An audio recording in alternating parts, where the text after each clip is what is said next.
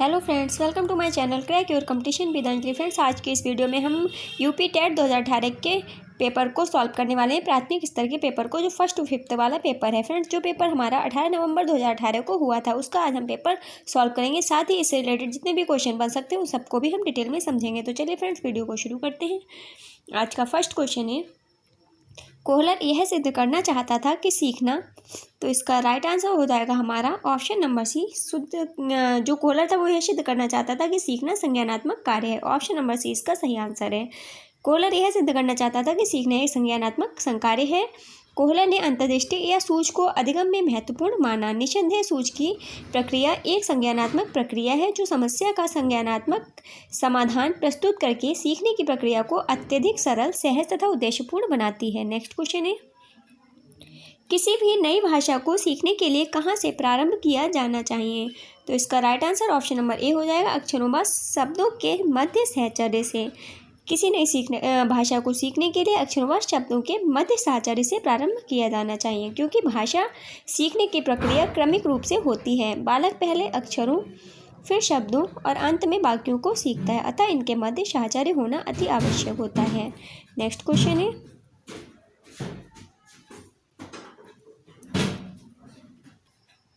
समावेशी कक्षा में किस प्रकार का के छात्र शामिल होता है या होते हैं? तो इसका right answer option number B हो जाएगा, सामान्य और विशिष्ट बालक। समावेशी कक्षा में सामान्य और विशिष्ट दोनों प्रकार के छात्र अध्ययन करते हैं। समावेशी विद्यालय ऐसे संसाधन कक्षा कक्ष का निर्माण करते हैं जिसमें सामान्य बच्चों के साथ साथ विशिष्ट बच्चे भी शिक्षा ग्रहण कर सकते हैं। ऐसे कक्षा कक्ष संसाधन युक्त, शिक्षण सहायक सामग्री युक्त तथा संसाधन शिक्षक युक्त होते हैं, जहां विशिष्ट बालक अपने आप को समायोजित कर पाते हैं। नेक्स्ट क्वेश्चन है, अधोलिखित में गणित संबंधी अधिगम अक्षमता को कौन सा पद परिभाषित करता है? तो इसका right answer option number C हो जाएगा, गणना दोष। गणना दोष जो है वो गणित संबंधी अधिगम अक्षमता को परिभाषित करता है। गणना दोष से संबंधित अधिगम अक्षमता को डिसकैलकुलिया कहा जाता है। इस प्रकार की अक्षमता वाले बच्चों में अंकगणितीय संक्रियाओं के चिन्हों को समझने में कठिनाई, दिशा ज्ञान का अभाव या अल्प समझ, नकद अंतरण या भुगतान संबंधी समस्याएं होती हैं। नेक्स्ट क्वेश्चन है, समावेशीकरण की सफलता के लिए आवश्यक है। तो इसका right answer option number D हो जाएगा, संवेदनशीलता। समावेशीकरण की सफलता के लिए संवेदनशीलता अत्यंत आवश्यक है।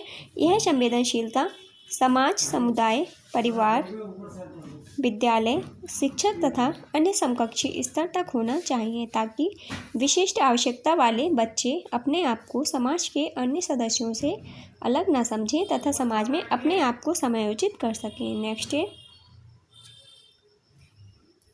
निम्न में से कौन सा संवेग का तत्व नहीं है? तो इसका राइट आंसर हो जाएगा हमारा ऑप्शन नंबर निम्न में से कौन सा संवेग का तत्व नहीं है? तो इसका right answer option number D हो जाएगा, संवेदी। संवेदी संवेग का तत्व नहीं है, क्योंकि संवेग उत्पन्न होने पर प्राणी में दो स्तर पर परिवर्तन दिखाई देते हैं। पहला शारीरिक स्तर पर, दूसरा मानसिक स्तर पर। शारीरिक स्तर पर जल्दी जल्दी श्वास लेना, रक्तचाप बढ़ जाना, आवाज़ में परिवर्तन आ जाना, अंग संचालन की गति में परिवर्तन जैसी क्रियाएं होती हैं। जबकि मानसिक स्तर पर विचार प्रक्रिया या तो शिथिल हो जाती है अथवा लुप्त प्राय हो जाती है। दूसरी ओर संवेदी क्रियाओं पर संवेग का कोई प्रत्यक्ष प्रभाव नहीं पड़ता है। नेक्स्ट क्वेश्चन है, संज्ञानात्मक क्षेत्र का सही क्रम क्या है? तो इसका right answer option number D हो जाएगा, ज्ञान, अवबोध, अनुप्रयोग, विश्लेषण, संश्लेषण, मूल्यांकन। बेंजामिन एस ब्लूम ने शिक्षण के उद्देश्यों को 3 क्षेत्रों में विभाजित किया। नंबर 1 संज्ञानात्मक क्षेत्र के उद्देश्य, 2 भावात्मक क्षेत्र के उद्देश्य और 3 है मनोगात्यात्मक क्षेत्र के उद्देश्य। ब्लूम ने वर्ष 1956 में संज्ञानात्मक क्षेत्र के उद्देश्यों को पुनः क्रमशः 6 भागों में विभाजित किया, जो इस प्रकार हैं, ज्ञान, अवबोध, अनुप्रयोग, विश्लेषण, संश्लेषण, मूल्यांकन। नेक्स्ट क्वेश्चन है, क्वेश्चन नंबर 8, निम्न में से कौन सा अच्छे शिक्षण की विशेषता नहीं है? तो इसका राइट आंसर हो जाएगा ऑप्शन नंबर ए, स्वेच्छाचारी। स्वेच्छाचारिता शिक्षण वातावरण अच्छे शिक्षण की विशेषता नहीं होती है। प्रभावशाली व आनंददायक वातावरण में किए गए शिक्षण का प्रतिफल अधिगम के रूप में परिलक्षित हो जाता है। इसलिए शिक्षण का वातावरण जनतांत्रिक, सहानुभूतिपूर्ण, सहयोगात्मक तथा वांछनीय सूचनाएं देने वाला होना चाहिए। नेक्स्ट क्वेश्चन है, क्वेश्चन नंबर 9, अभिप्रेरणा का प्रत्याशा सिद्धांत किसके द्वारा दिया गया है? तो इसका right answer option number A हो जाएगा, विक्टर ब्रूम द्वारा। अभिप्रेरणा के संबंध में वर्ष 1964 में विक्टर ब्रूम ने प्रत्याशा सिद्धांत का प्रतिपादन किया। यह सिद्धांत अभिप्रेरणा निष्पादन तथा कार्य संतुष्टि के कारणों को विभिन्न प्रकार से परिभाषित करता है। इस सिद्धांत के अंतर्गत व्यक्ति अपने कार्य का चयन स्वयं करता है। सभी व्यक्ति अपने उद्देश्यों, आवश्यकताओं, मूल्यों, कुशलताओं, योग्यताओं तथा भूमिकाओं के संबंध में सतर्क रहते हैं। नेक्स्ट है क्वेश्चन नंबर 10। अग्रिम व्यवस्थापक प्रतिमान किस परिवार से संबंधित है? तो इसका right answer option number C हो जाएगा, सूचना प्रक्रियाकरण। ब्रूस आर जोयस तथा मार्शवेल ने अपनी पुस्तक मॉडल्स ऑफ टीचिंग में शिक्षा प्रतिमानों को 4 भागों में बांटा है। नंबर 1 है अंतः प्रक्रिया स्रोत, 2 सूचना प्रक्रियाकरण, 3 व्यक्तिगत स्रोत प्रतिमान और चौथा है व्यवहार परिवर्तन स्रोत प्रतिमान। इन 4 प्रकार के प्रतिमानों को पुनः कई विभागों में विभाजित किया गया है। जैसे सूचना प्रक्रियाकरण को निम्न प्रकार से विभाजित किया गया है। नंबर 1 है निष्पत्ति संप्रत्यय प्रतिमान, 2 अग्रिम व्यवस्थापक प्रतिमान, 3 है आगमन प्रतिमान और चौथा है जैविक विज्ञान परीक्षा प्रतिमान आदि। नेक्स्ट क्वेश्चन है कौशलों के स्थानांतरण के लिए कौन सा उपयोगी है? तो इसका राइट आंसर हो जाएगा ऑप्शन नंबर ए, कौशल अंतरण एक गति है ना कि उद्देश्य। कौशल को किसी जटिल कार्य को आसानी से और दक्षता से करने की योग्यता के रूप में परिभाषित किया गया है। कार चलाना, आशुलिपि में लिखना आदि कौशल के उदाहरण हैं। कौशल अधिगम गुणात्मक रूप से कई भिन्न चरणों से होकर गुजरता है। एक चरण से दूसरे चरण में संक्रमण कौशल अंतरण कहलाता है। यह कौशल अंतरण उद्देश्य पूर्ण न होकर स्वतः होता है, अर्थात कौशल अंतरण एक प्रकार की यात्रा है, न कि लक्ष्य या उद्देश्य। नेक्स्ट क्वेश्चन है क्वेश्चन नंबर 12। निम्न में से कौन सा शिक्षण का सूत्र नहीं है?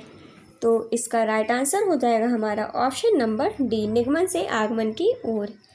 हर्बर्ट स्पेंसर तथा कामोनियस ने निम्न प्रकार के शिक्षण सूत्रों का उल्लेख किया है। सरल से कठिन की ओर, नंबर 2 है ज्ञात से अज्ञात की ओर, तीसरा स्थूल से सूक्ष्म की ओर, चौथा पूर्ण से अंश की ओर, पांचवा अनिश्चित से निश्चित की ओर, छठा दृश्य से अदृश्य की ओर, सातवां विशिष्ट से सामान्य की ओर, 8 विश्लेषण से संश्लेषण की ओर, 9 मनोवैज्ञानिक क्रम से तर्क संगत की ओर, 10वां नंबर है अनुभव से युक्त की ओर और 11वां नंबर है प्रकृति का अनुसरण। तो हमारा शिक्षण सूत्र कौन सा नहीं है? निगमन से आगमन की ओर ये नहीं है। नेक्स्ट क्वेश्चन है 13 नंबर क्वेश्चन। सूक्ष्म शिक्षण चक्र का प्रथम पद होता है। तो इसका right answer option number C हो जाएगा, योजना बनाना। योजना बनाना जो है वो सूक्ष्म शिक्षण चक्र का प्रथम चक्र होता है। A.W. एलन को सूक्ष्म शिक्षण का जन्मदाता माना जाता है। सूक्ष्म शिक्षण चक्र का प्रथम पद योजना बनाना होता है। ठीक है फ्रेंड्स, यहाँ पर आप लोग देख सकते हैं पहले पाठ्य योजना, फिर शिक्षण, फिर प्रतिपुष्टि, फिर पुनः नियोजन, फिर पुनः शिक्षण और लास्ट में पुनः प्रतिपुष्टि। नेक्स्ट क्वेश्चन है निम्न में से कौन सा अवबोध स्तर के शिक्षण में शामिल है? तो इसका right answer option number D हो जाएगा, अन्वेषण। बोध स्तर शिक्षण व्यवस्था को निम्नलिखित सोपानों में विभाजित किया गया है। नंबर 1 अन्वेषण, 2 प्रस्तुतिकरण, 3 आत्मीकरण अथवा परिपाक और चौथा है वर्णन तथा अभिव्यक्तिकरण।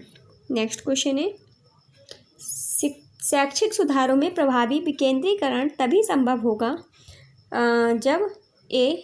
जब खंड व संकुल संदर्भ केंद्रों की भागीदारी बढ़े, बी स्थानीय संदर्भ व्यक्ति उपलब्ध हो, सी अध्यापकों के पास संसाधन और प्रासंगिक सामग्री भी मौजूद हो।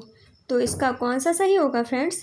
तो इसका ए बी सी तीनों ही सही होंगे। तो हमारा आंसर हो जाएगा option number D, A B और सी। नेक्स्ट क्वेश्चन है एक छात्र पढ़ रहा है, उसका नाम लेकर किसी ने बुलाया, निम्न में से किस संवेदना द्वारा वह छात्र अपनी अनुक्रिया प्रकट करेगा? तो इसका right answer option number C हो जाएगा, ध्वनि संवेदना। ज्ञानेंद्रियों के द्वारा व्यक्ति पर होने वाले प्रभाव को संवेदना कहते हैं। यदि कोई छात्र पढ़ रहा है और उसका नाम लेकर कोई व्यक्ति बुलाता है तो सर्वप्रथम वह हाँ में जवाब देगा, अर्थात वह अपनी अनुक्रिया ध्वनि संवेदना के माध्यम से प्रकट करेगा।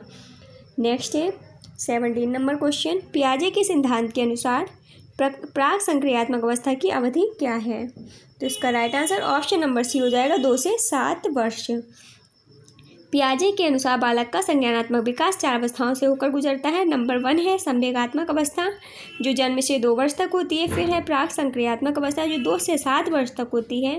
तीसरी है मूर्त संक्रियात्मक अवस्था, 7 वर्ष से 11 वर्ष। और चौथी है औपचारिक संक्रियात्मक अवस्था, 11 वर्ष से 15 वर्ष तक। इस प्रकार प्राक संक्रियात्मक अवस्था 2 वर्ष से 7 वर्ष तक होती है। नेक्स्ट क्वेश्चन है,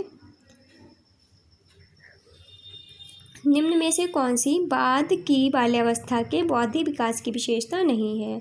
इसका right answer option number A हो जाएगा भविष्य की योजना की सूझबूझ। भविष्य की योजना की सूझबूझ बाल्यावस्था के बाद की अवस्था अर्थात किशोरावस्था की बौद्धिक विशेषता नहीं है, क्योंकि किशोरावस्था में बालक अपने भविष्य की योजनाओं के प्रति चिंतित रहता है, जिसके कारण वह तनाव में रहता है, ना कि वह अपने भविष्य की योजनाओं के प्रति सूझबूझ प्रदर्शित करता है।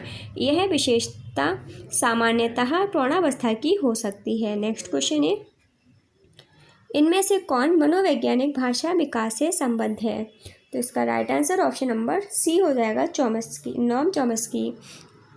नॉम चॉम्स्की जो है वो भाषा विकास से संबंधित मनोवैज्ञानिक हैं। इन्होंने माना कि प्रत्येक मानव शिशु में व्याकरण की संरचनाओं का एक अंतर्निहित एवं जन्मजात खाका होता है, जिसे सार्वभौम व्याकरण की संज्ञा दी गई है। नेक्स्ट क्वेश्चन है, थॉर्नडाइक ने अपने सिद्धांत को किस शीर्षक से सिद्ध किया? तो इसका राइट आंसर हो जाएगा ऑप्शन नंबर बी अधिगम के प्रयास एवं भूल। थॉर्नडाइक ने अपने सिद्धांत को अधिगम के प्रयास एवं भूल का सिद्धांत शीर्षक से सिद्ध किया। इस सिद्धांत को संबंधवाद या उद्दीपक अनुक्रिया सिद्धांत भी कहते हैं। इनके अनुसार सीखने के लिए पुनर्वलन केंद्रीय तत्व है तथा अनुक्रिया का संतोषजनक परिणाम ही उद्दीपक अनुक्रिया बंधन को सुदृढ़ कर सकता है। नेक्स्ट क्वेश्चन है, गिरोह अवस्था किस आयु वर्ग एवं विलंब विकास से संबंधित है? तो इसका right answer option number C हो जाएगा 8 से 10 वर्ष एवं समाजीकरण। गिरोह अवस्था 8 से 10 वर्ष एवं विलंब विकास समाजीकरण से संबंधित है। 8 से 10 वर्ष की आयु में बालक अपने समूह का सक्रिय सदस्य बन जाता है, जो किशोरावस्था में चरम पर पहुंच जाता है। गिरोह अवस्था समाजीकरण से संबंधित होता है। नेक्स्ट क्वेश्चन है, पियाजे के अनुसार संज्ञानात्मक विकास की तृतीय अवस्था निम्न में से कौन सी है? तो इसका right answer option number C हो जाएगा मूर्त संक्रियात्मक अवस्था। पियाजे के अनुसार संज्ञानात्मक विकास की तृतीय अवस्था मूर्त संक्रियात्मक अवस्था है। यह अवस्था 7 से 11 वर्ष तक होती है। इस अवस्था में बालक मूर्त वस्तुओं के संबंध में चिंतन प्रारंभ कर देता है। अब वह वस्तुओं में अंतर व तुलना कर सकता है। नेक्स्ट है, निम्न में से अधिगम में योगदान देने वाले मनोवैज्ञानिक कारकों में कौन सा शामिल नहीं है? तो इसका राइट आंसर हो जाएगा हमारा ऑप्शन नंबर डी विषय वस्तु का स्वरूप। विषय वस्तु का स्वरूप अधिगम में योगदान देने वाले मनोवैज्ञानिक कारकों में शामिल नहीं है। अधिगम की इच्छा, प्रेरणा, रुचि, बुद्धि, अभिवृत्ति, परिपक्वता, व्यक्तिकता आदि अधिगम में योगदान देने वाले मनोवैज्ञानिक कारक हैं। नेक्स्ट क्वेश्चन है, निम्न में से सामाजिक मूल्य कौन सा है? तो इसका right answer option number A हो जाएगा सहायता परक व्यवहार। राष्ट्रीय शैक्षिक अनुसंधान एवं प्रशिक्षण परिषद की पुस्तक document of social moral and spiritual values in education में कुल 83 नैतिक, सामाजिक एवं आध्यात्मिक मूल्यों की चर्चा की गई है। प्रमुख सामाजिक मूल्य इस प्रकार हैं: मैत्री भाव, समाजवाद, भाईचारा, टीम भावना, कर्तव्य भावना, सहानुभूति, सहयोग, समाज सेवा, सामाजिक उत्तरदायित्व आदि। नेक्स्ट क्वेश्चन है, पश्च अन्वेषण तथा साधन साक्ष्य विश्लेषण निम्न में से किसके उदाहरण हैं? तो इसका right answer option number A हो जाएगा स्वतः शोध के। स्वतः शोध विधि में व्यक्ति समस्या का समाधान करने के लिए सभी विकल्पों को नहीं ढूंढता है, बल्कि सिर्फ उन्हीं विकल्पों का चयन करके समस्या समाधान करने की कोशिश करता है जो उन्हें संगत प्रतीत होते हैं। पश्च अन्वेषण तथा साधन साक्ष्य विश्लेषण इसकी 2 प्रमुख प्रविधियां हैं। नेक्स्ट क्वेश्चन है, सीखने के वक्र अभ्यास द्वारा सीखने की मात्रा, गति और प्रगति की सीमा को ग्राफ पर प्रदर्शित करते हैं। यह किसने कहा है? तो यह जो कहा है फ्रेंड्स, वो कहा है गेट्स व अन्य ने, और यहाँ पर ऑप्शंस में गेट्स व अन्य नहीं दिए हुए हैं। ठीक है फ्रेंड्स, सीखने के वक्र अभ्यास द्वारा सीखने की मात्रा और प्रगति की सीमा को ग्राफ पर प्रदर्शित करते हैं। यह कथन किसका है? गेट्स व अन्य का है। ठीक है, यहाँ पे चारों विकल्प गलत दिए हुए हैं। नेक्स्ट क्वेश्चन है हमारा, निम्न में से कौन सा थॉर्नडाइक के अधिगम के प्राथमिक नियमों में शामिल नहीं है? तो इसका right answer option number A हो जाएगा, साचार्यात्मक स्थानांतरण का नियम। थॉर्नडाइक ने अधिगम के 3 मुख्य नियम तथा 5 गौण नियम दिए हैं, जो निम्न है। मुख्य नियम है अभ्यास का नियम, प्रभाव का नियम और तत्परता का नियम। और गौण नियम में है पहला बहुअनुक्रिया का नियम, दूसरा मनोप्रवृत्ति का नियम, तीसरा आंशिक क्रिया का नियम, चौथा सादृश्यता का नियम, पांचवा साचार्यात्मक रूपांतरण का नियम। तो यहाँ पर जो साचार्यात्मक स्थानांतरण का नियम है वो गौण नियम है, ना कि प्राथमिक नियम है। ठीक है फ्रेंड्स, नेक्स्ट क्वेश्चन है, अनुकूल अनुक्रिया सिद्धांत किसके अनुकूलन पर बल देता है? तो इसका right answer option number B हो जाएगा, व्यवहार। अनुकूलित अनुक्रिया सिद्धांत व्यवहार के अनुकूलन पर बल देता है। इस सिद्धांत के अनुसार अस्वाभाविक उद्दीपक को स्वाभाविक उद्दीपक के साथ बार बार प्रस्तुत करने पर प्राणी अस्वाभाविक उद्दीपक के प्रति भी स्वाभाविक उद्दीपक जैसी अनुक्रियाएं करने लगता है, अर्थात उसकी अनुक्रियाएं या व्यवहार अस्वाभाविक उद्दीपक के साथ अनुकूलित हो जाती हैं। नेक्स्ट क्वेश्चन है 29 नंबर क्वेश्चन, क्रिया प्रसूत अनुबंधन का दूसरा नाम है। तो दूसरा नाम क्या है फ्रेंड्स का? तो इसका दूसरा नाम है नैमित्तिक अनुबंधन। ऑप्शन नंबर बी इसका सही आंसर है। क्रिया प्रसूत अनुबंधन का दूसरा नाम नैमित्तिक अनुबंधन भी है। अधिगमकर्ता की अनुक्रियाओं का पुनर्वलन के लिए अनुबंधन का एक निमित्त होने के कारण इस सिद्धांत को नैमित्तिक या यांत्रिक या साधनात्मक अनुबंधन सिद्धांत के नाम से भी संबोधित किया जाता है। नेक्स्ट क्वेश्चन है, निम्न में से कौन सी अधिगम की एक विशेषता नहीं है? तो इसका राइट आंसर हो जाएगा ऑप्शन नंबर ए, अधिगम का अवलोकन प्रत्यक्ष रूप से किया जा सकता है। ये जो है ये विशेषता नहीं है इसकी अधिगम की। योकम एवं शिम्पसन के अनुसार सीखने की सामान्य विशेषताएं हैं। कौन कौन सी हैं? अधिगम अभिवृद्धि, अधिगम समायोजन है, अधिगम लक्ष्योन्मुखी प्रक्रिया है, अधिगम व्यवहार में अपेक्षाकृत स्थायी परिवर्तन है, अधिगम विवेकपूर्ण व सृजनशील है, अधिगम व्यक्तिगत व सामाजिक दोनों है, अधिगम अनुभवों का संगठन है, अधिगम क्रियाशील है। ये सब जो है वो अधिगम की विशेषताएं हैं। अतः अधिगम का अवलोकन प्रत्यक्ष रूप से किया जा सकता है, यह कथन सही नहीं है। फ्रेंड्स, आज की वीडियो में बस इतना ही। आपको वीडियो कैसी लगी प्लीज़ कमेंट बॉक्स में ज़रूर बताइएगा। यदि आपको वीडियो पसंद आई हो तो वीडियो को लाइक एंड शेयर कीजिए। यदि आप चैनल पर नए हो तो चैनल को सब्सक्राइब करके बेल आइकन को प्रेस कर लीजिए, ताकि इसी प्रकार की वीडियोज़ आप तक पहुँचती रहें। फ्रेंड्स, मिलते हैं नेक्स्ट वीडियो में, तब तक के लिए बाय बाय, टेक केयर।